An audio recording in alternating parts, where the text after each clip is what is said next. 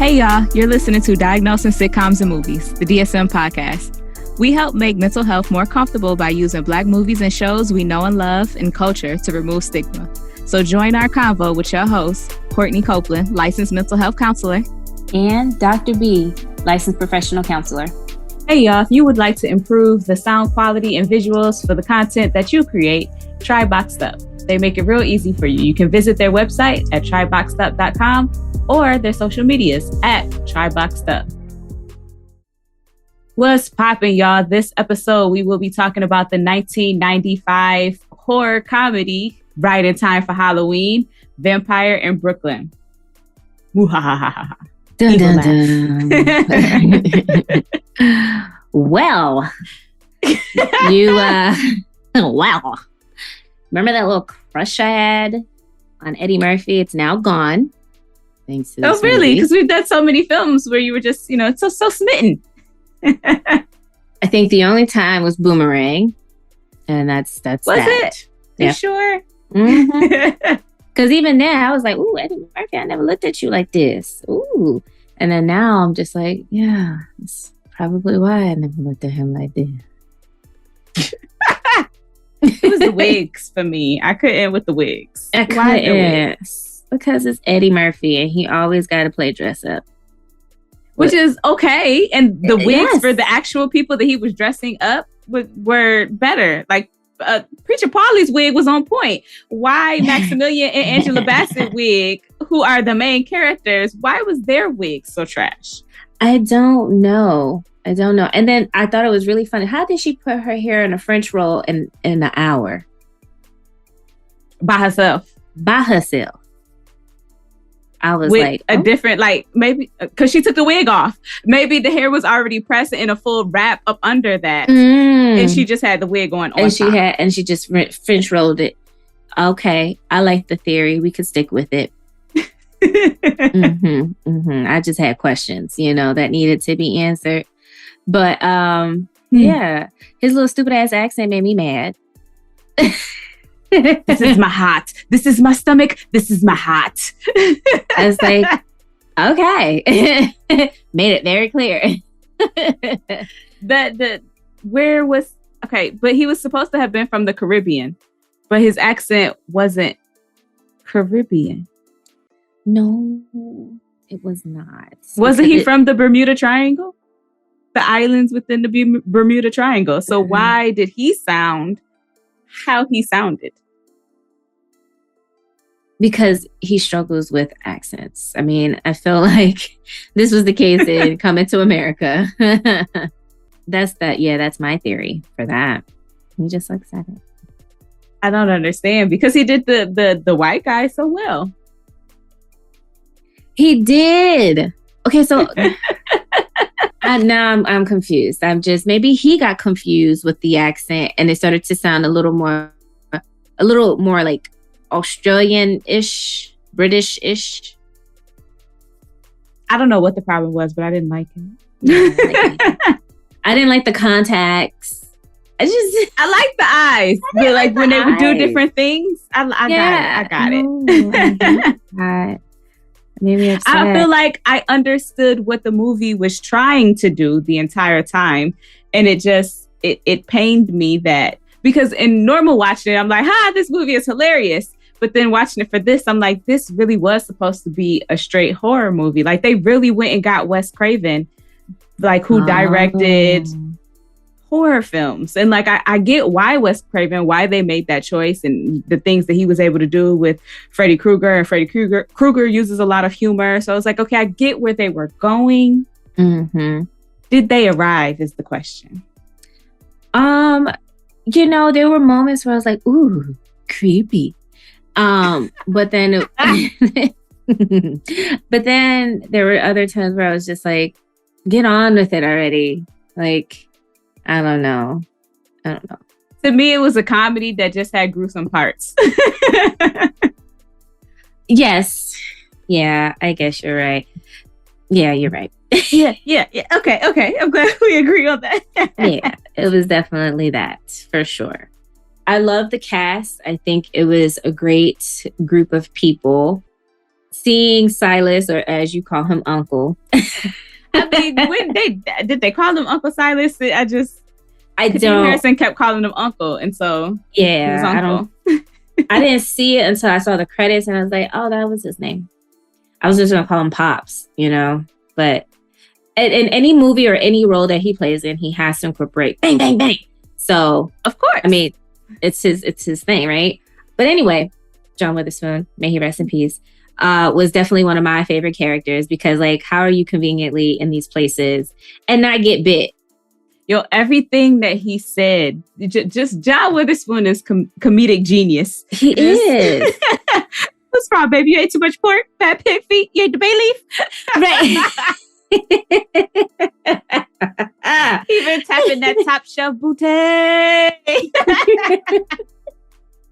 Where he was describing the wolf. You ever see some shit flip flop in your face like that? I come to the door. She's a man.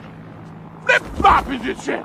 You ever seen a motherfucker flip flop on you and shit like this in your face? Go crazy, be flipping and shit. Right? Like, why you gotta be like this? He's a genius. That's why. He is. Truly is. I absolutely loved him. He was my favorite. And what's his nephew's name? Julius Jones. Julius Jones. What happened to him? Why are he not in other films? Kadeem Harrison? Are you being facetious and saying this? Is he recent? Has he recently done anything? Like, where he been at? He been on the Disney Channel playing Zendaya Daddy. It's okay, babe. It's okay, babe. It's okay. It's okay. It's okay. Oh wow, he has been around. Yeah, forever, girl. That is a working actor. That's a working actor. Just kidding. I apologize, Kadeem Harrison. We here at the DSM Podcast aim to put respect on your name for being Black Hollywood gold, sir. And we appreciate all of the things that you've added to my life, clearly. I do appreciate him. I'm sorry. I'm so sorry. I misspoke. But I liked seeing him in this movie because it was like he was a comic relief, I guess, at times where it was supposed to be spooky. Why was he going through all those changes like that? Because he was becoming a ghoul. What the fuck is a ghoul? Ghouls, goblins, And they got undead. Oh. So he was like slowly dying, basically. Kind of, but already living dead. So just, how like in Thriller and the zombie is coming and his arm just fall off like that. Okay. All right. Okay. So. My bad. I just didn't understand it. Like the ear, the hand, he was funny with the hand. That shit was hilarious. I got it from Bloomingdale's. I loved him. He was great. I'm just sad that he was ugly. Yeah, he was hilarious. I'm just sad he was like slowly getting uglier and uglier by the minute. His ear fell off, and then the eye. Oh God! Where Alan Payne stepped on it and smushed it. Oh my God! Oh, it was so disgusting. I'm just happy that he had a glow up at the end. Oh yes! Spoiler alert. Brooklyn has a new vampire. His name is Julius Jones. So did he get the accent too once he changed into a vampire? I think so. Because I was like, wait, is he trying to sound like him? Ew. The accent is in the ring. It's in the ring. It's in the ring. The ring don't know where it's from. It don't know where it's from. It has no loyalty. It's fine. So my favorite character, though, by far, is definitely Preacher Paulie. Brother Brown was down on Bushwick Avenue with a $2 hoe. You can push a $2 hoe to the line. Evil is good. Evil is good. And ass is good. And if you get your piece of evil ass, evil is good and ass is good. And if you get your piece of evil ass, woo! That was, yes, that had me rolling. Or when he walked in, he was like, God damn.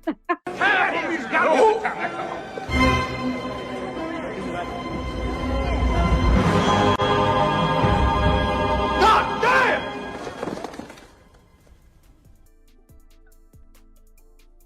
What's that service out in the yard?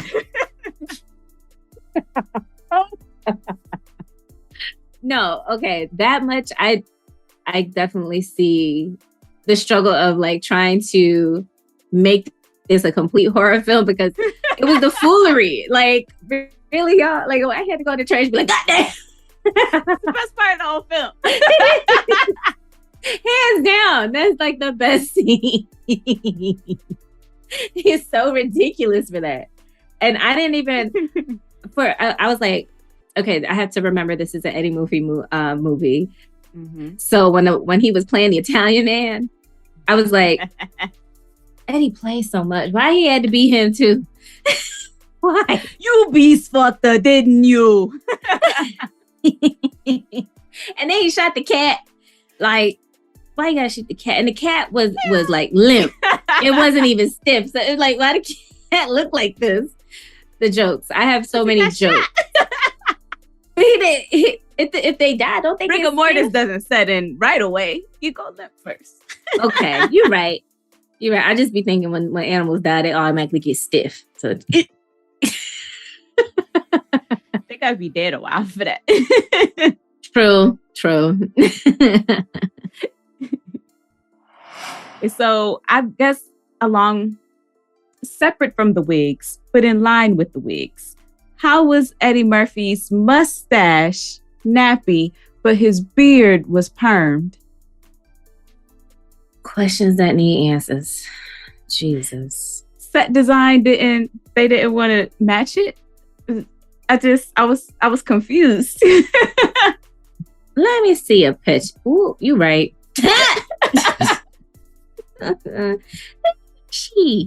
You right. Eddie, you just, okay, so speaking of questions that need answers, before we get into diagnosis, I have questions that need answers. So the power, we're saying the accent lives in the ring.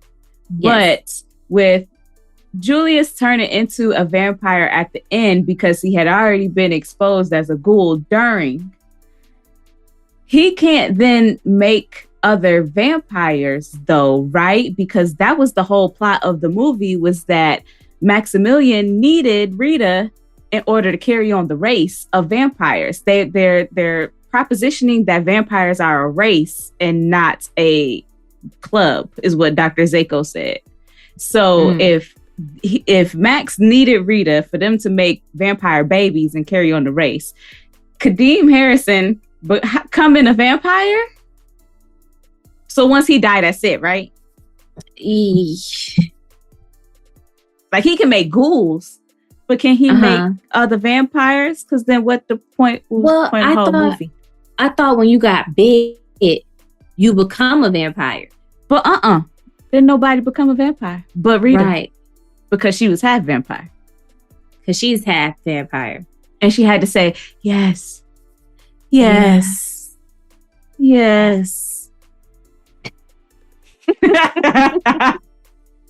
But so once Kadeem Harris, once Julius Jones, he can make ghouls, but he can't make vampires. I think that would be correct. I don't know. We got to ask the listeners. Hey, listeners, phone in. I'm doing it again. No, but yeah, I think that's a real interesting point. I don't know. Okay. Maybe I need Dr. Zeiko's Big Book of Secrets. For real. For real. We do. And he just kept in the back of the reggae club. So confused. But you got to get your hustle on. You know what I'm saying? A club in the front, doctor's office in the back. You know what I'm saying? Speak easy, like, I really like it. Very. That's what it's giving. You would never know he was a whole witch doctor whole time. I love it. Despite the snakes at the bar, because I don't know about that one. Yeah. Safe. Like, that was really random. I mean, I get it, but he was behind the glass. But then the glass had a big old crack in it. So there's that. Yes, again, why? And then you just apologize. Oh, I'm so sorry. Let me get my snake and get up out here. My venomous poisonous snake. And let me put him in a Ciroc bottle until I get off. Like, what do you do? What do you do? What do you do? Put the poisonous snake until you put him. You put him in a basket. You close the lid. Put something on top of it. He won't get out again. God's okay, because he got out of glass. Okay, he was like, poof, I'm breaking out this bitch. But he won't be able to get out that basket. I'm telling you. No, not unless you got that little flute. Wow, I think that's a whole different culture, but okay. I mean, again, why is he working with a snake? Like, what is it? The venom? Or maybe Dr. Zeiko needed it for some of his potions. For his potion. You're right. Spells, or whatever it is that Dr. Zeiko do, because we don't really know. All he did was come have a shank in his cane. That was cool. Okay. I love that it was an unk. All right. I love it. I want one. I think it's necessary. Okay. I think every witch doctor should have one. Just like it. Okay. And you know I'm working on becoming a witch doctor. Yeah, so I'm gonna get one. We've established that, but you haven't taken any classes, so you slacking in your witching. I am. I'm just really good at potions. Really good at making alcoholic potions. So I think what you're trying to be is a bartender, ma'am. Do not belittle what I'm trying to do here. So you're trying to be Dr. Zeiko. Basically, you're trying to have the bar in the front. That's why I can respect the hustle. Yes. All right, change my name to Dr. Zeiko. A regular bar in the front, and then, you do your witching in the back. Here we go. I'm here for it. I'm definitely watching this movie again for Halloween. Like, it's definitely going to be one of those Halloween movies for me now. Thank you for putting this out here for me. I've never seen it. So, are you serious? Wow. Yeah. I'm just so happy that the show is able to bring all of these classics and iconic cinematographic opportunities to you. Yes, I've been missing out. Like, what was my childhood, basically? Ugh, it's sad. I ask that question regularly, but then I remind myself it ain't none of my damn business. And so I just suggest the films as they come. No, she did. Ooh. I feel judged. It's not fine. At all. I'm respecting the boundaries. Whatever. Anywho, let's get into these diagnoses. So, listeners, I would like to just inform you guys that apparently we angered Max or Julius in talking about their wigs and their inability to carry on the race of vampirism, because we're having extreme technical difficulties that are completely unexplainable other than us being haunted by their presence. I have to 100% agree. Like, I was like, as soon as it happened, I was like, it's Max. And literally we're texting each other and we say it at the same time. It's Max. We know. Hi, Max. Thanks for joining us. We appreciate you. But get ready, Max, because I'm about to go in on you, bro. Ooh, it's about to be diagnosing time. So, how do you diagnose a vampire? How that work?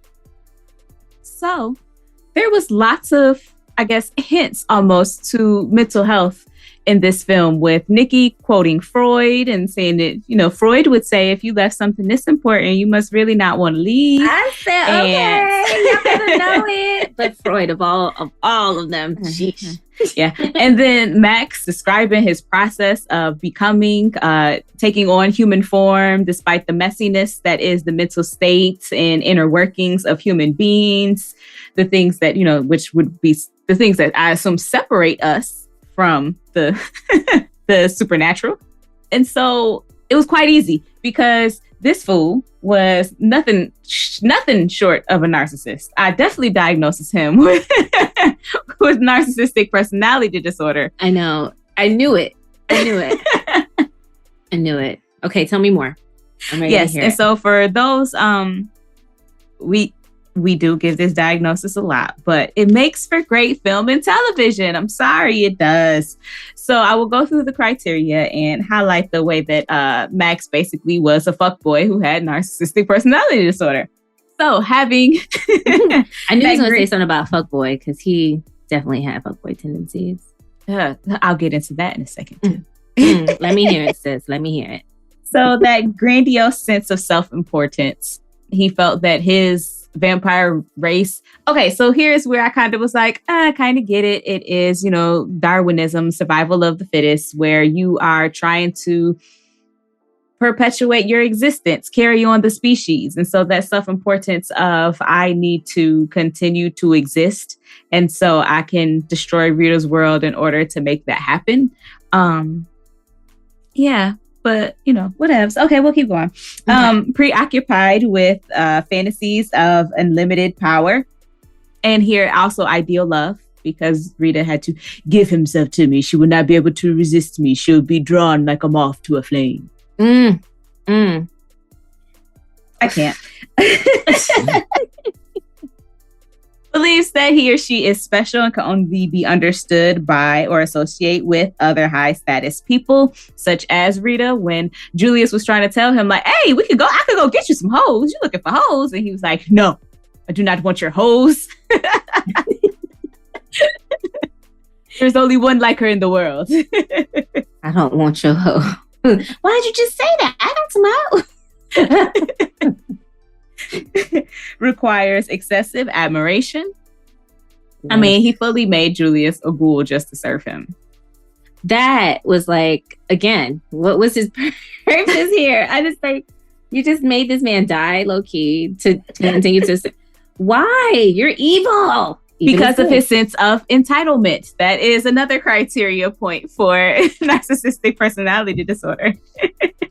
As well as being interpersonally exploitive, which he was of Julius, as well as Uncle Silas, because he was just living up in Uncle Silas' spot rent free. Well, he did give him them shillings for his troubles. Right. Where was he gonna cash that in though? I don't know what he was gonna do. Look, okay. That check cashing place right up the street was definitely gonna do it. They was gonna take them coins? Okay. Bid it. Like, this real cool. I'm gonna give you some money. Oh, okay. And then, his overall lack of empathy, where he was unwilling to recognize or even identify with the feelings of those and the needs of others. They did not matter. They were obstacles in his way of him continuing the vampire race. All right. You're right. Max, die. Just die. Just die. I had this strange feeling. I don't know if I do this like with a lot of movies. I think I do it with other movies too, where I like the villain and I want the villain to get what they want. So I actually was disappointed he died. I felt like that was one of the things that kept the movie from being a genuine horror film and it being a comedy. Like, even if you look at the way that we are introduced to the characters, we fully are engrossed in the world of Julius and Uncle Silas. We learn the inner workings. The first voice that we hear is that of Max's. Yes. We follow him with trying to make Julius his ghoul and see all of that outline before we even see Rita's face. Right. So we're forced to align with Max. Right. Like, Rita, just do it, damn it. Bitch, become a fucking vampire. What you doing? Do this shit. Like, duh. And then I was like, wait, but he definitely killed her roommate. he fucked her roommate first, made her feel that the man who she was interested in did it. Right. And recreated her paintings. Girl. And he even said, I have to take everything away from her. Right. In her job. In order for her to come to me. Yes. And Julius was like, yeah, you fuck with her brain. I like it. And all of that is part of is traits of narcissistic relationship cycles. There is that cycle that happens where it's the calm, where you feel like, oh, this is a safe place. Like, oh my goodness, you are not chaotic like the world that I am used to. And then there's the adoration, the idealization phase, where they're like, oh, here's all these compliments, here's all these great gestures of love, and the love bombing that happens, and it's so awesome. And you know my favorite pasta, you know my favorite wine. And even though I was held up when I shared this information an hour ago, I can't connect those dots, but I'm a police officer. Then also, like, if I was held up, am I going to go have a dinner with somebody? I mean, maybe immediately afterwards. Immediately. But there is the calm that was put there first to make it feel safe. So if after you go through that chaotic situation, you may be seeking a place of calm, a place of solace, something that feels peaceful. And so then after you get all of that, you feel all loved on and safe, and it's, oh, this love is unlike any other. Then boom, here comes the control and the abuse. Boom. Here comes the boom. I'm sorry. Yeah, I couldn't help it. And all of that rage. Did I do that? I did it. The stuff that he was saying to her was like, oh my goodness, this feels like a narcissistic relationship. I gave you what you asked for, Rita. I've given you the gift of life. I will perish without you. Like, I'm going to die without you. Like, if listeners, if anyone, male, female, non-binary, gender, non-confirming, yes, that you are in a relationship with, says, I will perish without you. Run. Run the opposite direction. Get out of here. And then he was like, go back to your shoebox. Oh, was it a shoebox when you was fucking Nikki? Go back to your church. Go back to your job where they laughed at you behind your back. You have no place. You have no place but to go, but to me. Your father sent me to you. Like, he took her vulnerabilities and used them against her, just digging it in there. Oof. That was ugly. It was. And that's like the truest form. If anyone needs to know what gaslighting looks like, just watch Max in this. Like, the gaslighting. Gaslighting is so real. You fucked Nikki and made her think that justice was doing it. And that literally the whole description of what he did to break her down basically is gaslighting. It's like he basically wanted to gain power and control, in which he did because he fucked up her whole reality. Like, and had her thinking that she was crazy. Right. But also but then I think that she also felt like she was crazy before Max even got into the picture, because there was that conversation like, oh yeah, you know, I'm okay. Like, especially when what's his name again? Her partner. Detective Justice. When he would, you know, ask her if she's okay. And, you know, it kind of implies that there were some other issues that she had prior to this. Well, her mom just died in an insane asylum. That was like a recent event that happened. I thought it was like some months ago or like a year ago or something like that. Well, I mean, yeah. Even if it was a couple of years ago, that still would impact my life. Right. So exactly, because that's a huge loss, right? Yeah, I didn't understand like what I wanted to know more of why people felt like she was crazy. Like, was she hearing Max this whole time type thing?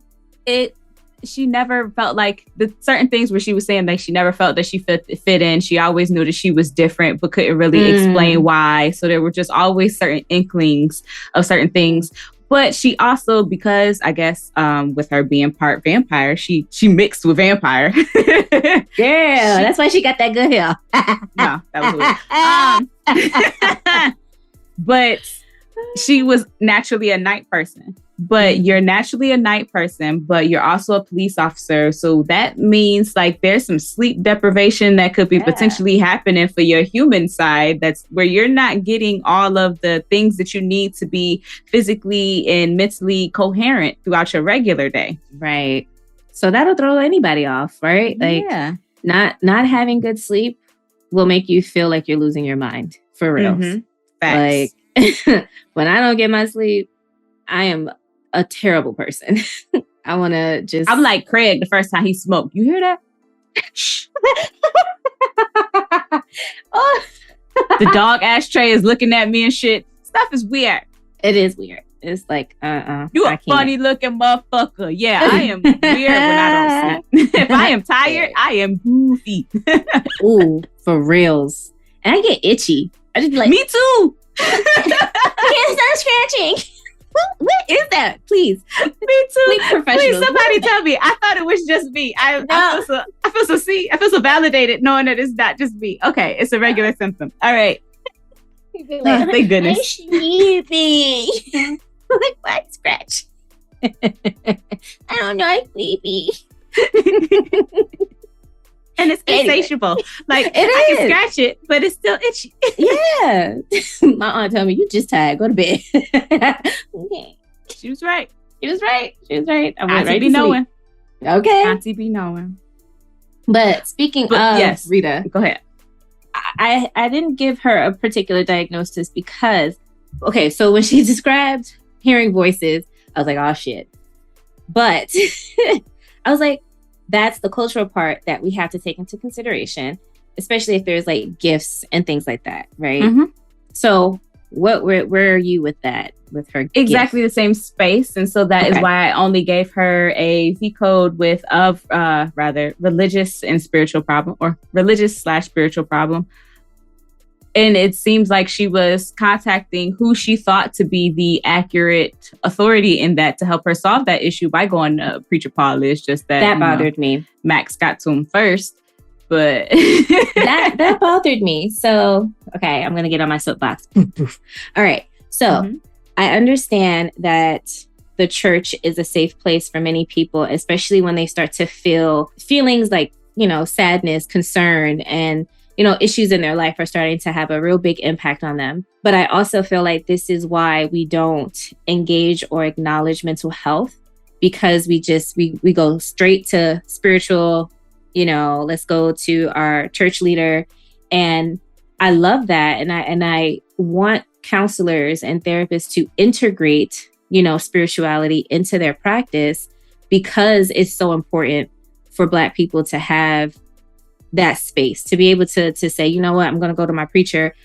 Actually, I need to go to my therapist and talk about this, because I don't feel like sometimes preachers or ministers have the skill set and the sensitivity to really recognize when there's a real mental health issue, rather than saying, just pray about it. That's my thought. I'll step down now. I feel that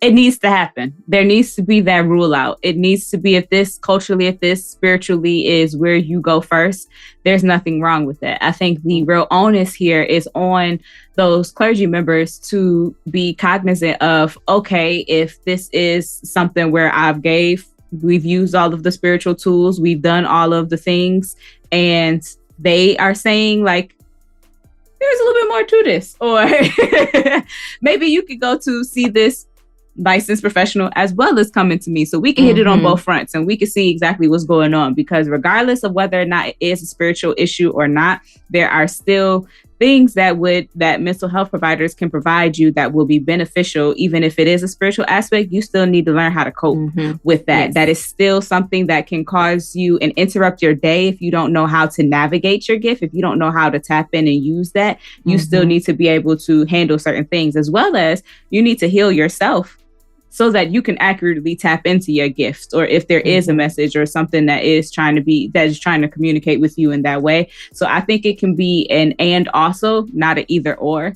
I think that it is the responsibility of the Black church to begin to welcome in mental health a little bit more. But I also I also understand their apprehension on doing that, because there have been generations, long-standing years of mental health being used as a tool to continue to oppress Black people. And so I understand the church's position and wanting to protect their people. So I get that piece too. I just feel like it is it's time that we can do just a little bit due diligence on both ends, where both the professionals can reach out to clergy members and let them know these are the services that I offer. This is what I do. I want to respect you, your community, your parishioners, our people, our community as a whole. These are things that are important to me, so that pastors and bishops, priests, whoever, clergy people in general can have those people as resources, but also that clergy people can seek out as well, and refer people to potentially people that they feel comfortable with and feel safe and know that they aren't victimizing their people who are coming to them, who are seeking them in a moment of vulnerability when they're sending them out into the world either. So I think I think we as both as healers need to work better together, and it's not the fault of the people who are seeking help for which one they go to. Yeah. I think we just got to do better with working together and coupling the two, like you said, so that we can work in alignment with each other, as opposed to pray it away. And if that don't work, then your faith ain't strong enough. Right. Or just different things like that. Or it's just solely a mental health issue and we're not taking into consideration spirituality at all, because both of those are detrimental and unhealthy. Absolutely. I think that we just got to all come together, work together. Yeah, do better. It's fine. Just say it. But do better. Shit. No, I'm just kidding. Like Big Mama said, it's soulful. We got to be that mighty fist. Mighty fist. That's right. You know what I'm saying? Get all of us in there. You get well rounded in that fist to fight mental health. Yes. What she said. However, I am still mad at Rita all throughout the movie. Can you imagine being Justice and you think it's about to go down and y'all passionately making out, and then someone just says, and runs through the street like she did as Tina Turner running away from Ike, like it was the exact same run. The exact same. At a moment, I actually thought the music was also the same too. I was like, are they playing with me? Is this the same music that they had? And what's love got to do with it? This is not how a crazy person runs through the street. Where you going, girl? She was like, no. And I'm like, that was really confusing for him and me. Because like, right? What are you doing? There's other ways to express no longer giving consent than to... No. And she looked in the mirror, she's fading. And when she said, no. I don't know if that would be my response. I'd be like, wait, look at this. Look at this. Do you see this? You see me? I'm here, right? I don't think I'd just start running away. But she knew what the hell was going on. She knew she had to get up out of there before she ate Justice. But there were other things. Even at the beginning of the movie. So you are going to a crime scene. You're investigating. You're by yourself. You see a coffin. You open said coffin and you see you. Are you gonna touch you? Yes, I'm not touching me. I'm not. If I open the coffin and I see me, I'm closing the coffin. I would definitely, because I need to. Max's next victim. I would. Right. Yes. Okay. Yes. I would. Yeah. Joe. But we're on the same page. Okay. All right. She was doing things that you don't do in like that part. It was a horror movie because I was like, no, bitch, stop. Why? True. Run, girl, run. Like, yeah, there were some moments, especially when she was running away from Max and he came with the girl. Like, you can't run away from your hunger.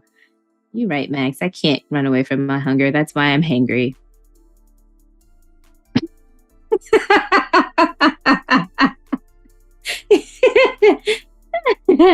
I'm a good I'm here every Sunday. Every other. We drop bi-weekly listeners. You're right. There was like, okay, so you whole got your chain snatched. Didn't even feel it. It wasn't even slit. You a New Yorker. You didn't feel when your chain, like he didn't unhook it. He didn't unclasp it and remove it gently. He snatched your chain and you didn't feel that? Like she was so, enamored, entranced, like, oh yes, take my chain. Like, did you notice that there was like this little print on her chest, a cross on her chest? Did you see that? Mm-hmm. When did that happen? Good question. Questions that need. I'm sick of it. Questions that need answers.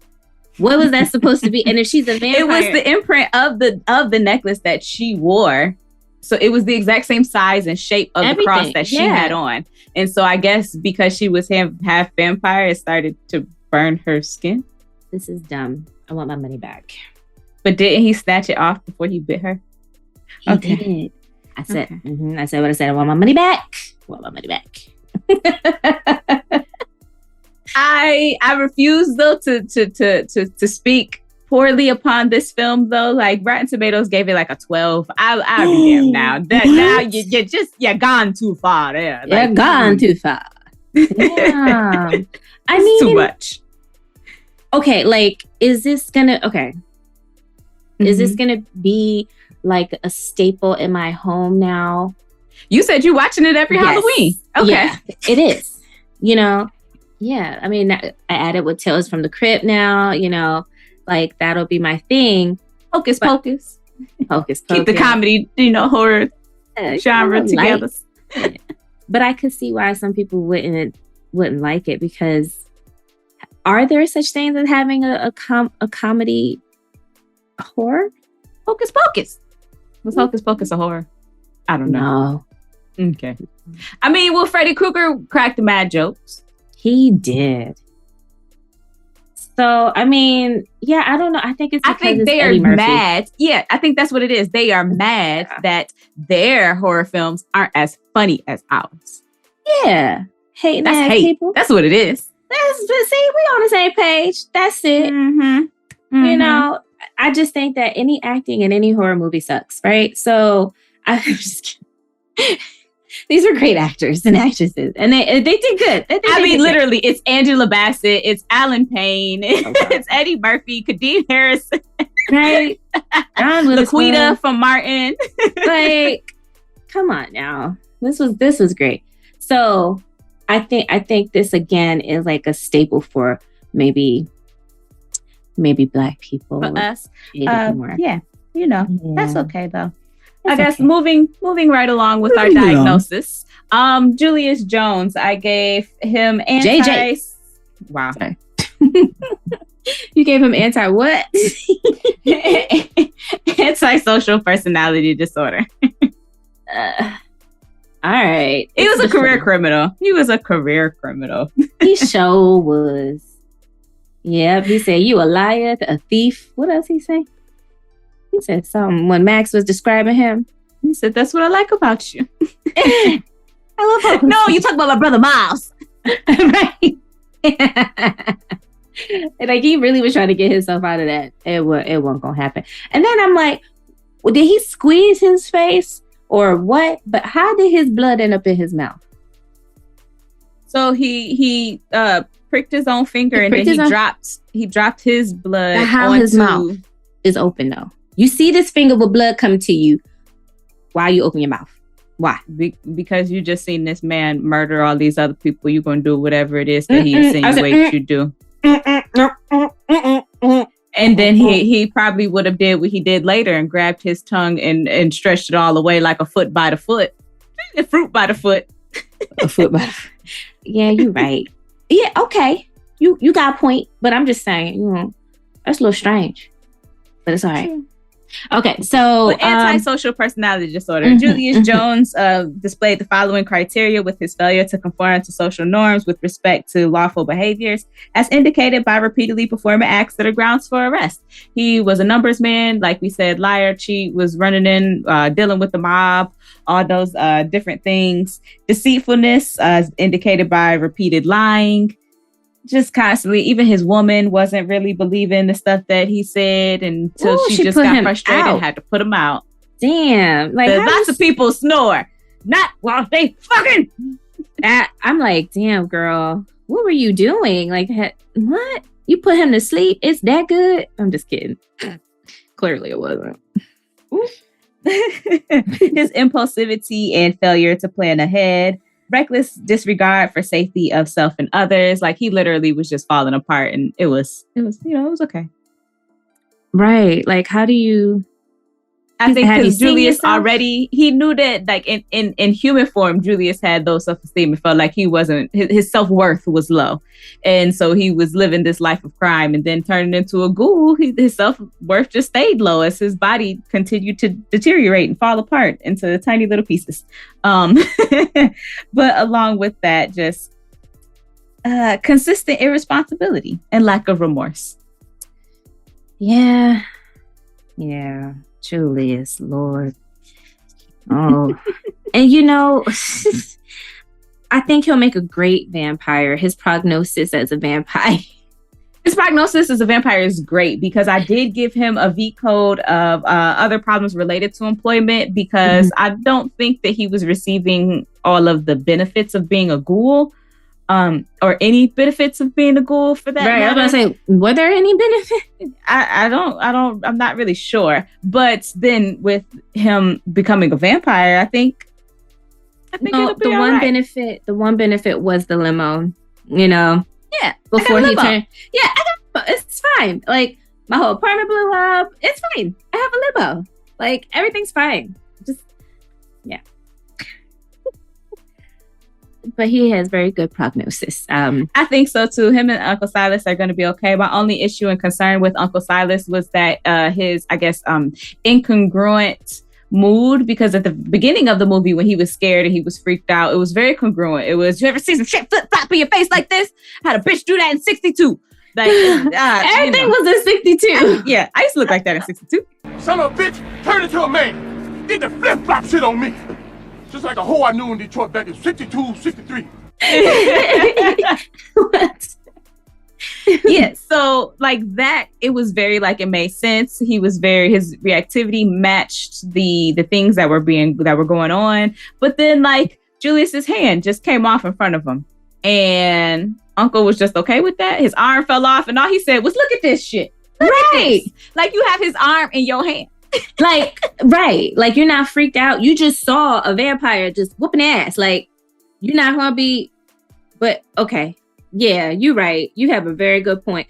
I think maybe at that point he was like, you know what? I ain't gonna even get that energy. He chose peace. He was like, you know, all this shit going on. I mean, the neighborhood was a little rough. So I mean, some things he probably just wasn't. Man, I'm sure he saw some things in 62 too. You right. You know what I'm saying? So he's like, that's nothing. I saw my friend lose his whole leg in 62. So you know what heroin will do to you? I'm sure he saw some things. As well. But you know, that was my only concern. But I think that the prognosis for Uncle Silas and Julius Jones are quite fine. I think they will be able to rule the underworld effectively. I think so. I think now he's used to it. He'll be ready. You know, ligaments will fall off and shit, but it's fine. That's cool. Do you think that he'll make Uncle a ghoul, or will he just let Uncle be Uncle? I think he will let Uncle be Uncle. Yeah, I mean, I feel like making someone a ghoul is low key. Like you might punishment. It's like punishment. Yeah. So I don't think he's worthy of that. Like he never snitched on him. You know, even when the detective Justice came and asked, you know, for information, some Jones, he was like, don't know him, but I did see your partner leave here last night. Shady and messy. Okay. So she was bow-legged. She probably went to go get some sleep. Seeing as though she ain't getting none last night. The shade. Lord, I loved it. But yeah, I think Julius is gonna keep him around. I think he might turn him into a vampire to keep him. I don't know, but he did say that his meat grew a whole lot. That was one of the perks of being a vampire. I mean, you heard how Nikki was screaming and hooping and hollering. She was having a good time. Oh yeah, poor Nikki. I mean, I was thinking about diagnosing her with histrionic personality disorder, but I felt like we can't just be throwing that diagnosis out just to hoes all the time. You know what I mean? And we only saw her for like one night. Maybe it was just she was just wanting to be a hoe that one night. One night. Oh. And it just killed her. Yeah. Yeah. That definitely sucked. Like, damn. She's like, you want to come up for some refreshments? That's just not safe, period. Like, you just met this man on the street and you knocking boots. You didn't even come out for this man. You came out for a different man and you let this man in your house. Right. Yeah. And like the way he was like, take a cold shower, like, oof, damn girl. Did you just get burned? Right? How'd that happen? Right?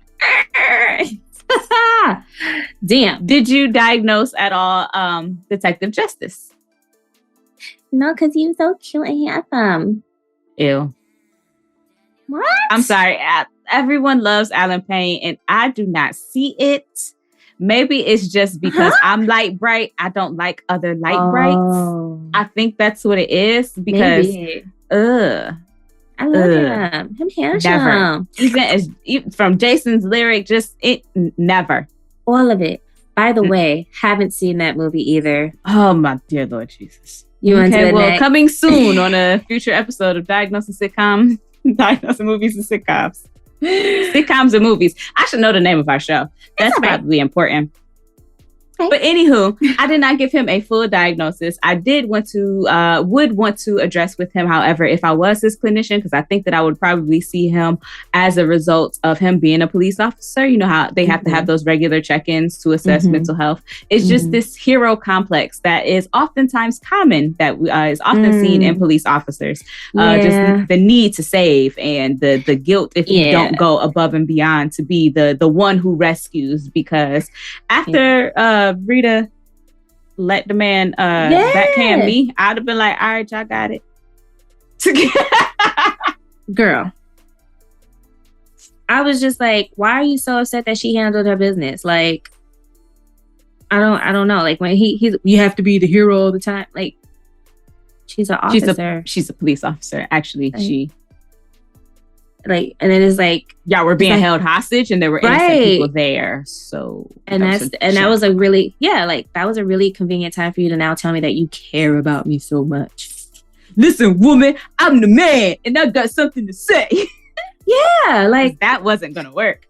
Justice.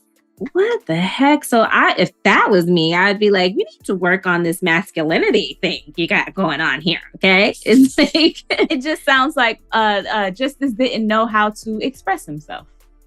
It sounds like he was very much so aware of these feelings. He had fully identified and accepted them, just didn't know how to communicate that and he constantly was being given these mixed messages because he told her, I care more than I'm supposed to. But because Max was there hating as the Italian man, you beast fuck Nikki. And then so he was vulnerable and open, and then he got punched in the face in front of everyone in the unit.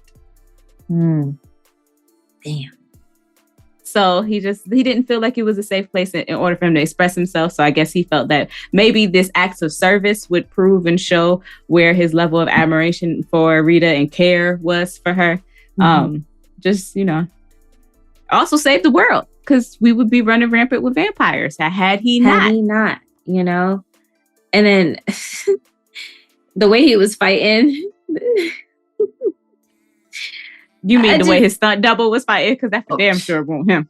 Okay, when he landed with that kick, I said, "Ooh, that was good. That was a nice follow up."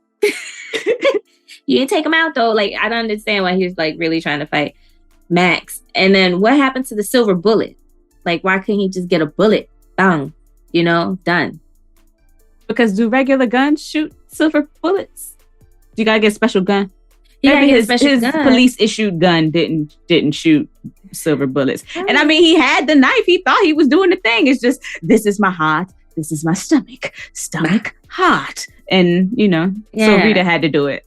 As she did in the damn restaurant. She had to save the day. Damn, again.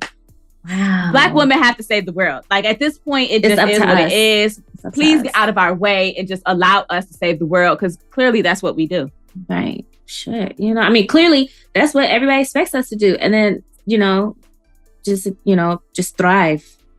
as superheroes all the damn time. Like, we don't get tired and burnt out and shit and need support. I mean, thank you, Justice, for like your support. You was trying to be there. It's just, it would be nice when we saving the world if you didn't give us shit for saving it. Okay, like, why you giving me a hard time? I just saved your life. Twice. Yeah, we appreciate you being there, but like, just be nicer about it next time. You know, we love y'all. Trophy. Ooh, I didn't say that. Just a trophy. I'm just kidding. Just kidding. But I think Rita and Justice have a good prognosis as well. My only concern is y'all can't be on the same unit anymore. This is inappropriate. Yeah, y'all definitely should not be partners anymore whenever Rita comes back from her suspension. I am also wondered about if their children will be baby vampires.